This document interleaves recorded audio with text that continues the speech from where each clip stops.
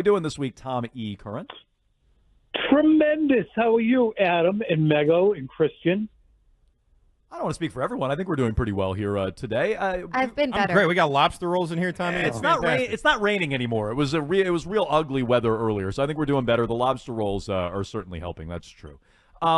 We played a clip from you coming back from break, Tom, where you seem pretty impressed with Drake Maye at OTAs. I know it's early. I know it's just an OTA session, but what'd you like about Drake Maye yesterday? Just improvement from the prior week in terms of command, speed. You know, a lot of it is fundamental, driven for the first couple of practices, and you could tell a lot was spent on footwork. I think yesterday was a little more situational, and he wasn't perfect by any stretch of the imagination, but there was improvement in the speed with which the ball came out, and there were a couple of outstanding throws he made in the 7-on-7 and 11-on-11s. Again, he started a little sluggish. It's May 29th, so no sense to have your hands start to get clammy over that, but his accuracy had to re-huddle after one play, but after that he looked really good. Tremendous downfield throw to Tyquan Thornton. He had a double clutch where he was processing something and still was able to get it out to the sideline with really good velocity and complete it. So I thought it was a good step forward from the prior week on what is going to be a long climb. Tom, we've been parsing this out before you jumped on with us. Do you feel any differently about the number of reps that Bailey Zappi is getting in front of you guys compared to the OTAs you were at last week? No, because it's still May. I mean, it's just, I think we're fixating on it a bit, whether it be our media, whether it be our television shows. When you look at it, the number of throws that Drake Maye made yesterday had to be anywhere between 150 and 200 by the time he was done. Bailey Zappi's not cutting into his ability to throw it. And I do think when we really say, what's the purpose? If we really wonder, what's the purpose of Bailey Zappi's presence? What if, for instance, it occurred to me, what if, for instance, Jacoby Brissett gets a high ankle sprain the first day of minicamp, and you've moved on from Bailey Zappi, and you said, it's just Drake Maye and Joe Milton, and we're going to sail forward. You're not going to really be in a position, I would think, to say, we want Drake Maye to run minicamp here as our orientation to what we're going to be all about with all the players there. So you give him his reps, you give him his time. It is May. It's not a huge deal, and May is not being prevented from being on the field by any stretch of the imagination. Tom, in the past couple of years anyway, certainly in the Patricia and Judge year, it seemed like early on people could tell. I remember you reported, other people reported that it just seemed like there was a lot of dysfunction, even as early as this part of the process. With a new regime out there, new coaches, new everything, how's that looking by comparison? Well, the Judge Patricia year was bizarre because they still had three different guys holding the play sheet at different junctures, running the offense in May and even in minicamp. And Bill was like, well, I mean, it's May. We don't have a game for 5 months. And we'd say, oh, okay, well, I guess you know what you're doing. So it looks like there's one person running the offense, Alex Van Pelt. Are there times where they have to rehuddle? Are there times where guys jump offside and they have to restart? Absolutely. But to me, it looks as crisp as you would like it to. As Brian Hoyer pointed out last week, though, when we had him on our podcast, I mean, this was a time of year that the Patriots, in their 20-year continuity in the Weiss, McDaniels, Brady offense, O'Brien offense, they try new things. They try guys in different positions because they had so much foundation built. Right now, it's all foundational stuff still being built because it's going to be a different offense. So in some ways, there's no way it's going to look like it did in years past. But to me, it doesn't look like a bunch of guys wandering around saying, I don't know what I'm supposed to do or where I'm supposed to be. Tommy Curran, NBC Sports Boston, joins us every Thursday here on Jones and Mega with Arcan on WEEI. Just circling back real quick on Brissett. You said if Brissett got hurt, maybe Zappi could take them through training camp or whatever as the veteran leader. Mini camp. Mini camp. I'm sorry. Is it possible Zappi can beat out Brissett for the week 1 job? Like, is it possible they're competing for that while they bring along? There's no chance. No, he's so far behind. No, there's absolutely no way that's going to happen. I mean, at this time last year, Bailey Zappi was on the field a fair amount, and he wasn't competitive with Mac Jones. And that existed all the way through August. And when Mac Jones became unusable for a variety of reasons, when Zappi came in, it really wasn't that much better. He is not a competitor to me for regular reps in the Patriots offense, barring a tragic accident all the way across the board for the quarterback room. Okay, maybe they can get him some virtual reality reps, Tom, because I want your thoughts on this. Elliot Wolf said it to Kay the other day. Gerard Mayo was asked about it yesterday. Apparently, they're giving quarterbacks reps in virtual reality. Your thoughts? Of course they are. Of course they are. I'm stunned. I watched Felger flapping his arms about this yesterday and then on television.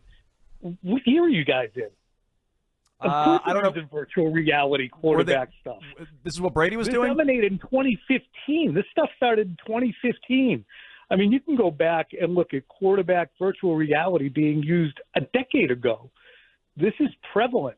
I don't understand why anyone is dumbfounded by the fact that I never heard of it. So this in 2015, Brady was doing it? That's what you're telling me? No, the technology existed. I'll send you the link if you want to see it. Got it. I think Brady was his own virtual reality based upon the amount of volume he had. But if you want to develop a player and you put him in a little helmet that shows you exactly where the defense is, and if you turn your head, you can see where the running backs are, and you can see where the receivers are, and you can dial up whatever defense you want in front of you, of course you're going to take advantage of that. Jaden Daniels credited that with the massive leap that he made as a quarterback when he went to LSU from Arizona State. I think that this is a technology that's long since been revolutionary. It's standard. I think that's a technology that would make me very nauseated if I was a player. I'm not interested in it. I'm wondering about something you said a couple days on NBC Sports Boston, Tom, which was discussing who's going to make the call on the starting quarterback and when Drake Maye starts, just his development. It sounds like it's, as it stands right now, a big collaborative effort down there. How does that work? I mean, does that mean that at the end of the day, Alex Van Pelt sits down with Gerard Mayo and Ben McAdoo and everybody and says, here's what I'm seeing? You know, is there like a tribunal? What do you think it will go like? It's probably like Survivor. And each week they'll write a name down, and that will be the starter, and then they'll unveil it at the end. And if it's not you, you get your torch doused. I like that. So, that'd be great. Someone gets a rose. They could simulcast it on NBC Sports Boston. I'd watch. Exactly. I imagine until further notice, it's going to be Jacoby Brissett. And then if a conversation starts to arise where T.C. McCartney or Ben McAdoo says, look, Drake is really starting to understand this stuff, and Alex Van Pelt sees him take reps with the ones to a point where he says, I feel comfortable with this quarterback running my offense. Let's start to explore the possibility of it. But to me, Alex Van Pelt would be, I think it's the same way with any collaborative. Somebody has to be the leading person who gives the stamp of approval to it. And if I were the Patriots, I would give that final stamp of approval to Alex Van Pelt. It's his offense. He's played quarterback in the league. He's developed quarterbacks of all stripes, whether they be good ones, not good ones, backups, veterans.